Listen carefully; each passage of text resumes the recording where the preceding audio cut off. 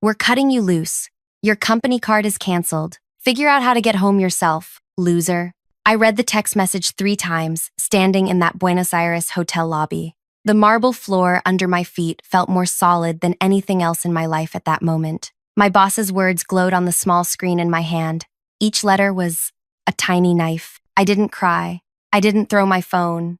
I just stood there while people walked past me speaking Spanish and dragging their luggage and living their normal lives while mine was ending. I typed back slowly, carefully. Thank you for letting me know. Then I sat down on a cushioned bench near the entrance and tried to remember how to breathe. Let me go back. Let me tell you how I ended up here. Thousands of miles from home, holding $40 in my wallet and a text message that basically said I was worthless. My name is Ria. I'm 32 years old. I have a 6-year-old daughter named Ivy, who still sleeps with the stuffed rabbit I gave her when she was born. Her father left when she was 2 months old, said he wasn't ready to be a parent, so it's just been us, me and Ivy, against everything. I started working at Belmar Goods 4 years ago. They made luxury handbags, the kind that cost more than my monthly rent. I wasn't a designer or anything fancy. I was a buyer coordinator. That meant I found people who could supply the materials we needed: leather, hardware, fabric, anything the designers asked for. The job paid enough to keep us fed and housed, not much more. But I was good at it, really good. I could talk to suppliers in different countries and make them understand what we needed. I learned bits of different languages. I asked about their families. I remembered their children's names. That's how you build trust. My boss was a man named Graydon, 46 years old, always wore expensive watches, always smelled like cologne that probably cost more than my weekly groceries. He got promoted to head of our whole division 3 years ago. I don't know how. He barely understood what we actually did. Graydon liked to remind me where I came from. You're lucky to work here, he'd say when I asked for a day off to take Ivy to the doctor. There are hundreds of people who'd take your place tomorrow. I'd smile and say, I know, thank you. What else could I say? I needed that job. Ivy needed food and clothes and school supplies. So I swallowed everything, every insult, every dismissal, every joke he made about how I talked or how I dressed or how I didn't understand business the way he did. 2 months ago, Graydon called me into his office. We have a problem, he said. Our leather supplier in Argentina, the one who provides everything for our spring line, they're threatening to walk away. Why? I asked. How should I know? You're the one who talks to these people. He said it like I was a translator, not someone who actually negotiated terms and built relationships. I'll reach out to them, I said. I contacted the supplier that afternoon. His name was Eduardo. He ran a family business outside Buenos Aires. 3 generations making the finest leather I'd ever touched. Soft, but strong, beautiful. Eduardo was frustrated. Your company treats us like we are machines, he told me during our conversation. Last month, they wanted to pay us less. This month, they want faster delivery. They never ask if we can do this. They just demand. I understand, I said. Let me see what I can work out. I spent the next week putting together a proposal. Better payment terms, realistic delivery schedules, a guarantee of consistent orders so Eduardo could plan ahead. Things that made sense for both sides. Graydon barely looked at it. Just go there, he said. Go to Argentina and fix this. Make them happy. That's your job. When? I asked. Next week. You'll be there for 3 weeks. Maybe a month. However long it takes. My heart dropped. That's a long time. My daughter. Your daughter has family, doesn't she? Friends? Figure it out, Ria. This is your job. Ivy cried the night before I left. She held onto my waist and said, Don't go, Mommy. Please don't go. I knelt down and held her small face in my hands. I have to go to work, baby. Just for a little while. Aunt Priya is going to stay with you. You love Aunt Priya. But it's my birthday soon, she whispered. I felt something break inside my chest. I know. I'll be back before your birthday. I promise. I didn't keep that promise. I arrived in Buenos Aires on a Tuesday. The city was loud and alive and completely overwhelming. I took the cheapest taxi I could find to a hotel that Graydon's assistant had arranged. It was fine. A little worn, but clean. I met Eduardo the next day at his workshop. It wasn't in the city. I had to take a bus for almost an hour to reach it. The building was old, but well kept. Inside, workers were stretching and treating leather. The smell was sharp and earthy. Eduardo was 63 years old with gray hair and strong hands. His wife, Lucia, managed the administrative side. She brought me tea and pastries while we talked. "Tell me what you need," Eduardo said. "I need you to keep working with us," I said honestly. "But I also need you to tell me what's not working for you." We talked for hours that first day. About prices, about schedules, about respect. That last word kept coming up. Respect. "Your boss," Eduardo said carefully. "He speaks to us like we are nothing, like our work means nothing." "I know," I said quietly. "He speaks to me the same way." Eduardo's wife looked at me with something like sympathy. "Then, why do you stay?" "Because I have a daughter to feed," I said. She nodded. She understood. Over the next 2 weeks, I built something with Eduardo and his family. Not just an agreement, a real relationship. We negotiated terms that worked for everyone.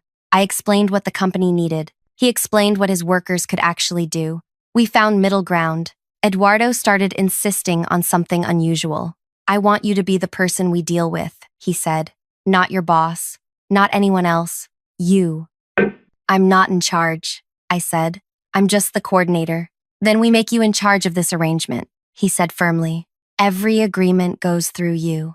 Every change must be approved by you. Otherwise, we don't work with Belmar anymore." I didn't understand why at the time. I thought maybe he just liked working with me better than Graydon. Later, I realized he saw something I didn't see yet. He saw that Graydon was using me, taking my work and pretending it was his. And Eduardo wanted to protect what we were building together. Back home, Graydon would message me at odd hours. "Where are we with the contract? When is it signed? What's taking so long?" I'd explain that building trust takes time, that rushing would ruin everything. He'd respond with things like, "I don't need excuses. I need results." Once, Graydon insisted on joining one of my conversations with Eduardo through an internet call. It was a disaster. Graydon interrupted constantly, made jokes that didn't translate, treated Eduardo like he was stupid. After Graydon left the conversation, Eduardo said to me, "That man doesn't respect anyone but himself." "I'm sorry," I said. "Don't apologize for him," Eduardo said. "You are not him." Ivy's birthday came and went. I sent her presents. I made a video message singing happy birthday. My sister Priya told me. Ivy cried when she opened them. "She just wants you home, Ria," Priya said. "I know," I whispered. "Soon." Finally, after 3 weeks, we had everything ready. A full agreement, terms that made sense. A partnership that would bring Belmar Goods $12 million worth of materials over 2 years. Enough leather to fill their spring collection and beyond. Eduardo's family would benefit. The company would benefit. Everyone would win. The signing was scheduled for a Thursday morning. Eduardo wanted to do it properly. With his whole family present, he treated it like it meant something. I was proud of what I'd built. Genuinely proud. For once in my life, I felt like I'd done something that mattered. Something bigger than just surviving. That Wednesday evening, I was in the hotel lobby checking if I had everything ready for the next day when my phone buzzed. The message from Graydon appeared. "We're cutting you loose. Your company card is canceled. Figure out how to get home yourself, loser." I stopped breathing. I read it again, then again. No explanation, no warning, just those words. I checked my card. He wasn't lying. It had been canceled. I had $40 in my wallet. My return flight was booked for next week, using the company's travel account. I didn't know if that was canceled too. I was stranded, in a foreign country, after 3 weeks of work, after giving up my daughter's birthday, after eating cheap street food to save the company money, after sleeping in bargain hotels and taking buses and doing everything they asked. And Graydon called me a loser. My fingers moved on their own. "Thank you for letting me know." I didn't know what else to say. My mind was blank, empty. Before I continue further, I want to say thank you for listening to my story. I know these things are hard to hear. Sometimes they're hard to tell. But I appreciate you being here, wherever you are in the world right now, whether you're driving, or cleaning, or just sitting somewhere quiet. Thank you. Now, back to the story. I sat on that bench for maybe an hour, maybe more. People walked past. The hotel staff glanced at me sometimes, but didn't say anything. I kept thinking about Ivy. How would I get home to her? Would I have to ask my sister to wire me money? The humiliation of that felt almost as bad as the text message itself. Then something shifted inside me. Not anger exactly, Something colder, clearer. I looked at my bag. Inside was a folder with the unsigned agreement, the one worth $12 million, the one that would save Belmar's entire spring season, the one Eduardo refused to sign with anyone except me. I stood up. I walked out of that hotel. I found my way to the bus stop, and I rode back to Eduardo's workshop one last time. It was dark by the time I reached the workshop. The lights were still on inside. Eduardo and Lucia were finishing up paperwork for the next day's signing. They looked surprised when I walked in. "Ria," Eduardo said, "is everything all right? You look—" "They fired me," I said. The words came out flat.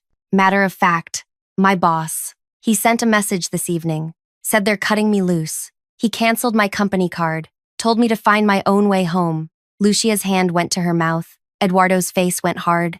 "After everything?" he said quietly. "After 3 weeks? After you worked so hard?" "Yes. Where are you staying tonight?" "The hotel. I have enough cash for maybe 2 more nights. Then I'll figure something out." Eduardo exchanged a look with his wife. They had one of those conversations married people can have without speaking. Then he turned back to me. "The signing tomorrow," he said. "What do you want to do?"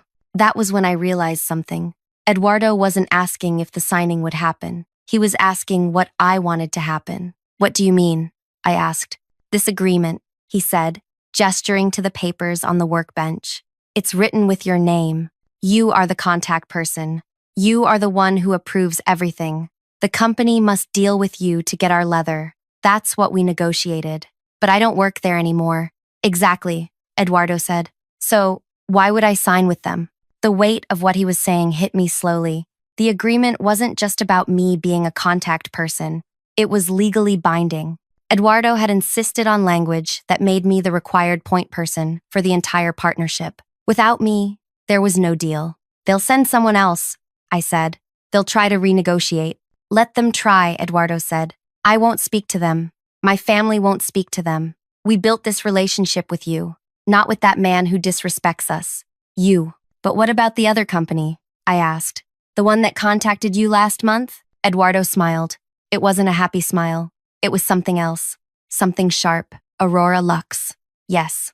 They've been calling us for almost a year, offering better prices, better terms. We always said no because we had an understanding with Belmar. But now," he shrugged. "Now Belmar has broken that understanding." "You'd really walk away from $12 million? I asked. "The money isn't walking away," Lucia said gently. "It's just walking to someone else, someone who treats people properly."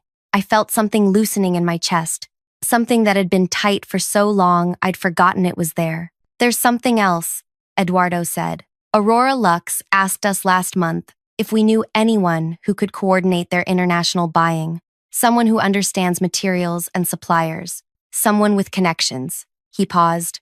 "I have someone in mind now." He meant me. "I can't," I said automatically. "I need to get home. I need to find another job. You need to stop letting people treat you like you're worthless," Eduardo said firmly. "This man, your boss, he throws you away like garbage after you built something valuable for him. And you want to rush home and find another person who will do the same thing?" "I have a daughter," I said. "I need stable work. I can't take risks." "This isn't a risk," Lucia said. "This is you taking what you've earned. You built this relationship. You did the work. Why should they benefit from it?" I looked at the unsigned agreement in my hands. 3 weeks of my life, 3 weeks away from Ivy. All those conversations, all those negotiations, all that trust I'd built. And Graydon had called me a loser. "What would I need to do?" I asked quietly. Eduardo's expression softened. "Tonight? Nothing. Stay here. We have a guest room upstairs. Tomorrow morning, I'll call Aurora Lux. I'll tell them Belmar is no longer an option. I'll introduce them to you. Then I'll call your old boss and tell him there will be no signing. He'll be angry." "Good," Eduardo said simply. I stayed in their guest room that night. It was small and clean, with a bed that felt like sleeping on a cloud compared to the hotel. Lucia brought me tea and empanadas. She sat with me while I ate. "My father used to say something," she told me. "When someone shows you who they really are, believe them the first time. Your boss showed you who he is. Don't give him a second chance to prove it again." I thought about that all night, about all the times Graydon had shown me exactly who he was and how I'd ignored it because I needed the job, because I was scared. because I thought I didn't have choices. The next morning, Eduardo made his calls. First, he called someone at Aurora Lux. I could only hear his side of the conversation. Yes, this is Eduardo from Familia Reyes Leatherworks. We spoke last month about a partnership. Is that still something you're interested in? Good. I have someone you should meet. She's brilliant. She's the reason Belmar wanted to work with us. Now, she's available. Then he called Graydon. I sat there in Eduardo's workshop while he put the phone on speaker. My hands were shaking, but I tried to keep my face calm. Graydon answered on the second ring. Eduardo! Finally! I've been trying to reach you. Are we all set for this morning? No, Eduardo said. We're not all set. Silence. What do you mean? Graydon's voice changed, got harder. I mean there will be no signing, no agreement. Familia Reyes will not be working with Belmar Goods. Is this about money? Because we can. This is about respect, Eduardo said. Something you don't understand. Now wait a minute. I don't know what Ria told you, but she told me you fired her, Eduardo interrupted. After she spent 3 weeks here building something good. After she worked harder than anyone I've seen. You threw her away like she means nothing. That's an internal company matter, Graydon said. His voice was tight now, controlled. It has nothing to do with our business arrangement. It has everything to do with it, Eduardo said. Ria was our arrangement. We negotiated with her. We trust her. We don't trust you. So there is no arrangement. You can't do this. We have a verbal agreement. We have nothing, Eduardo said. And now I'm going to work with Aurora Lux instead. They've been asking us for a year. We said no because we were loyal to Belmar. But Belmar wasn't loyal to the person who made this possible. So, goodbye. Wait. Eduardo hung up. I just stared at him. My heart was beating so fast I thought it might break through my ribs. I started. Did you really? Yes, Eduardo said calmly. I did. Now let's talk about your new job. Aurora Lux wanted to meet me that afternoon. Eduardo arranged everything. They sent a car, an actual car with a driver. I'd been taking buses for 3 weeks. The Aurora Lux headquarters was in a better part of Buenos Aires. Newer buildings, cleaner streets. I felt out of place walking in there wearing the same clothes I'd been rotating for weeks. The person who met me was a woman named Isla. She was maybe 45, sharp suit, kind eyes. Eduardo speaks very highly of you, she said after we shook hands. Tell me about yourself, I told her. Not the professional version, the real version. About Ivy, about working at Belmar, about building relationships with suppliers, because I actually cared about people, about being stranded here yesterday. And yet you're here today, Isla said. Not on a plane home. Why? Because Eduardo made me realize something, I said. I'm good at what I do. Really good. And I'm tired of people who don't see that. Isla smiled. Eduardo said you negotiated a $12 million agreement. Is that accurate? Yes. Can you do that again? For us? Yes, I said. And I meant it. Then let's talk about what you need. Salary, travel arrangements, flexible schedules because you have a daughter, all of it. Tell me what would make this work for you. No one had ever asked me that before. What I needed. What would make things work for me. I told her. About needing to be home for Ivy. About wanting fair pay. About needing respect and trust. About wanting to build something that mattered. Done, Isla said. All of it. When can you start? I need to get home first, I said. See my daughter.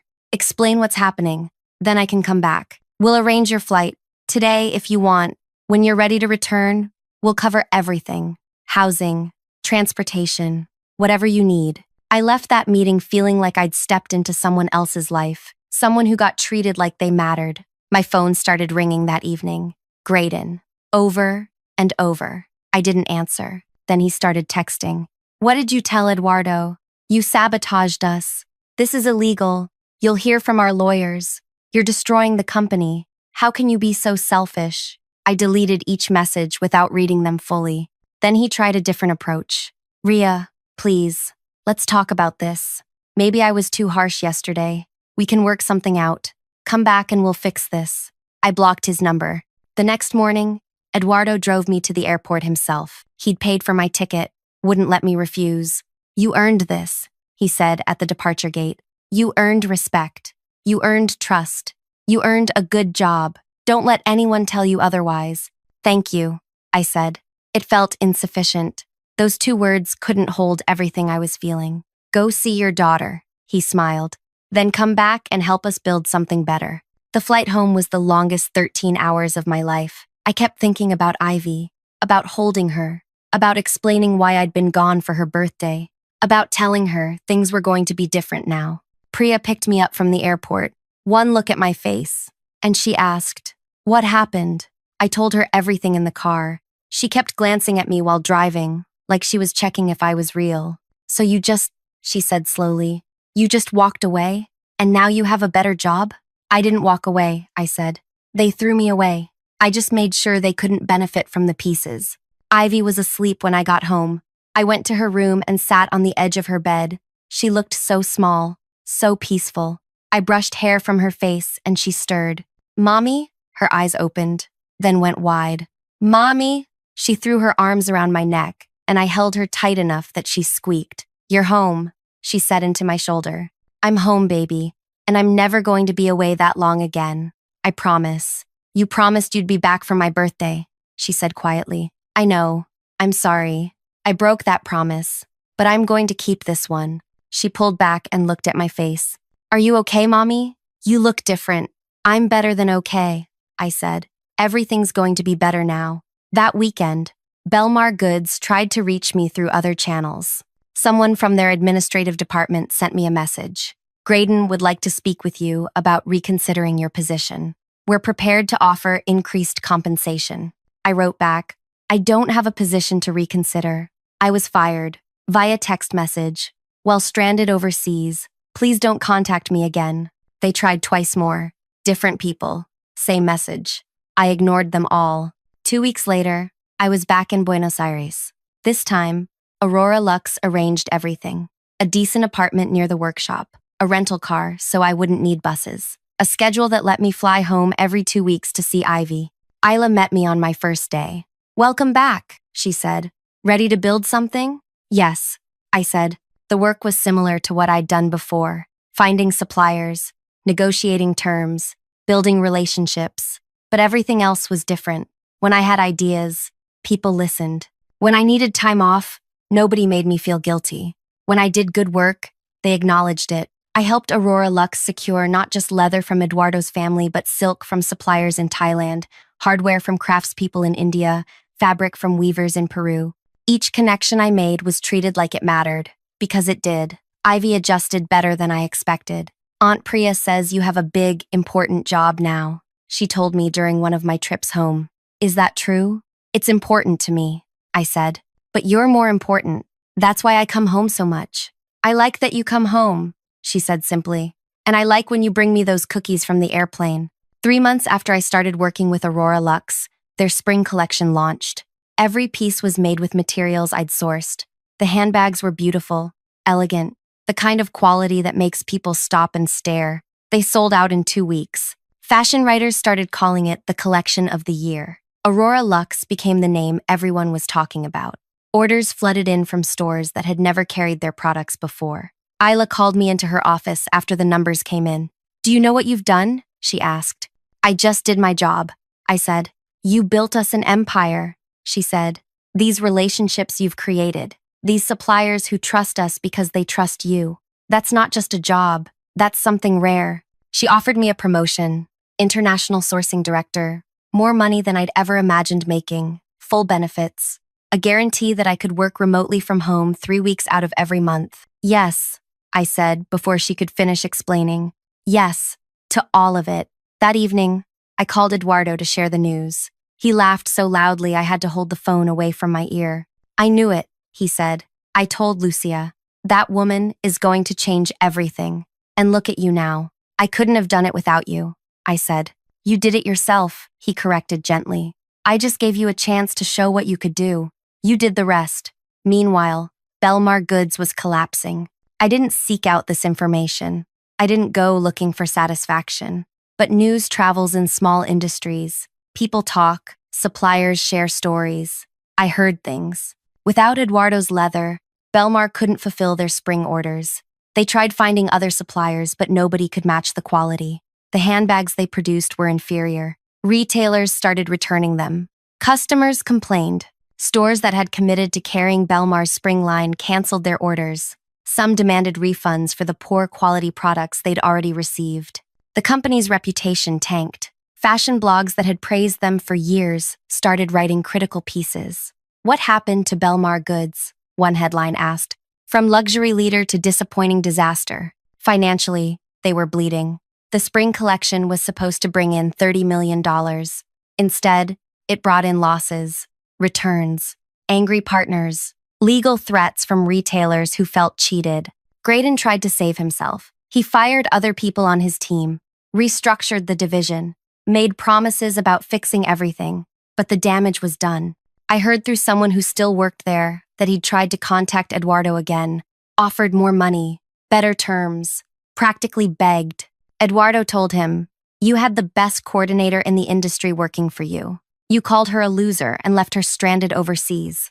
Why would I trust anything you say?" 6 months after that text message in the hotel lobby, Belmar Goods filed for protection from their debts. Their parent company sold them off in pieces. The handbag division shut down completely. Graydon lost his job, no surprise there. But what happened next was harder to track. Some people said he tried to find work at other fashion companies. Nobody would hire him. His reputation was damaged. When potential employers called references, they heard about how he treated suppliers, how he treated his own team, how he'd destroyed a $12 million partnership because he couldn't value the person who built it.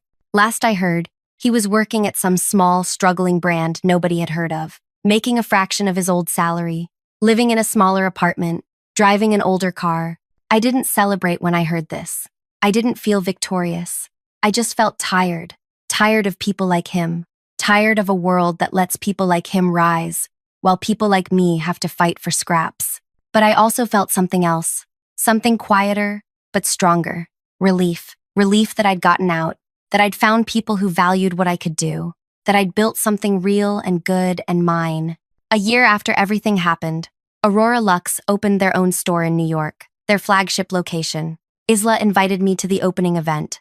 I brought Ivy with me. She wore a new dress and held my hand tight while we walked through the store. Every handbag on display was made with materials I'd sourced. Every piece represented relationships I'd built. "Did you really help make all of this, Mommy?" Ivy asked, eyes wide. "I helped find the people who made it possible," I said. "The leather workers in Argentina, the silk weavers in Thailand, the craftspeople all over the world. I helped connect them with people who appreciate good work." "That's a lot of helping," she said seriously. "It is," I agreed, "and I get paid well for it, which means we can go out for ice cream after this." Her face lit up. "Really? Really?" "Isla found me near the end of the event. I'm glad you came," she said. "This wouldn't exist without you." "It would exist," I said, "maybe just with different materials." "No," Isla said firmly. "It wouldn't. Not like this. You built something special, Ria. These suppliers don't just work with us because we pay them. They work with us because they trust you. That's rare. That's valuable. Don't forget that." I promised I wouldn't. That night, Ivy fell asleep on the plane home. Her head rested on my shoulder. I looked at her peaceful face and thought about everything that had changed. A year ago, I was standing in a hotel lobby in Buenos Aires, reading a text message that called me a loser. Stranded, scared, $40 in my wallet, and no idea how to get home. Now I had a job that valued me, suppliers around the world who respected me, enough money to give Ivy the life she deserved, and most importantly, the knowledge that I'd never let anyone treat me that way again. Did I destroy Belmar Goods? No. Graydon did that himself when he decided I was worthless, when he threw away the person who'd built something valuable for his company, when he chose cruelty over common sense. I just refused to save him from his own choices. Sometimes people ask me if I feel guilty, if I wonder whether I should have handled things differently, whether I should have signed that agreement anyway and just moved on with my life. The answer is no. I don't feel guilty for valuing myself, for refusing to let someone benefit from work they didn't appreciate, for walking away from people who treated me like I was disposable. Eduardo taught me something important in that workshop. He said, "When someone throws you away, don't climb back into their trash bin. Walk away and let them realize what they've lost." That's what I did. I walked away, and I built something better. Ivy is 8 years old now. She knows the story. Not all of it. I've saved some of the harder parts for when she's older, but she knows her mother was treated badly once, that she was stranded far from home, that she found a way to turn something terrible into something good. You're brave, Mommy, she told me last week. I'm not brave, I said. I was just tired of being treated badly. That's what brave means, she said with the confidence only an 8-year-old can have, being scared but doing it anyway. Maybe she's right. Maybe choosing yourself when everyone else wants you to choose them is the bravest thing you can do. I still work with Aurora Lux, still travel to meet suppliers, still build relationships that matter. Eduardo and Lucia are like family now. Ivy calls them Grandpa Eduardo and Grandma Lucia, even though we're not related. Last month, Eduardo retired, passed the business to his son. At the retirement celebration, he pulled me aside. You know what I'm proudest of? He asked. Building such a successful business? I guessed. No, he said. I'm proud that I recognized your worth when your own boss couldn't see it. I'm proud that I gave you a chance, and I'm proud of everything you've become. Thank you, I whispered. For everything. Thank yourself, he said. You did the work. You had the courage. I just opened a door. You walked through it. So that's my story. That's what happened when my boss left me stranded overseas and canceled my company card and called me a loser. I didn't get what people might call typical revenge. I didn't destroy him directly. I didn't sabotage anything. I just stopped helping. I stopped building for someone who didn't value what I built, and I let nature take its course. Sometimes the best revenge isn't destruction. It's refusing to save someone from themselves. Sometimes the best revenge is choosing yourself. Thank you for listening all the way through. If this story meant something to you, if it reminded you that your work matters and you deserve respect, then please do me a favor. Hit that like button. Leave a comment telling me where you're listening from and what part of this story hit you hardest. And subscribe if you want to hear more stories about people who chose themselves when the world wanted them to disappear. Your support means everything.